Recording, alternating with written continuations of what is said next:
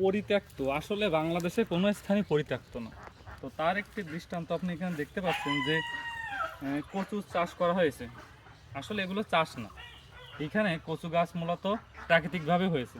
তো দেখুন যে এক একটি কচু গাছ কত বড়, এবং ওই পাশে দেখতে পাচ্ছেন যে কত বড় কচু হয়েছে।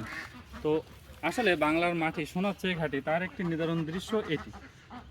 কচু শাকে এতটাই শরীরের জন্য উপকার যে আপনাকে সচরাচর বলা হয় যে আপনি আপনার চোখের সমস্যা হলে অনেকেই বলে যে কচু শাক খাবেন, কচু শাক খাবেন, কচু শাক খাবেন।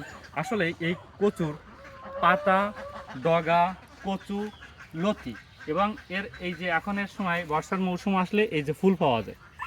আসলে কচুর প্রত্যেকটি অংশই আপনার শরীরের জন্য অনেক উপকার। কচুর লতি, এতে প্রচুর পরিমাণে আয়রন থাকে, ফুল এতেও প্রচুর পরিমাণে থাকে, এবং কচুতে তো প্রচুর পরিমাণে ভিটামিন এ থাকে, যা আপনার রাতকানা রোগের সমস্যার জন্য খুবই উপকারী। তো আপনি সবসময় কচু শাক খাওয়ার চেষ্টা করবেন এবং আপনি বাড়িতেও এভাবে কচু শাক লাগাতে পারেন।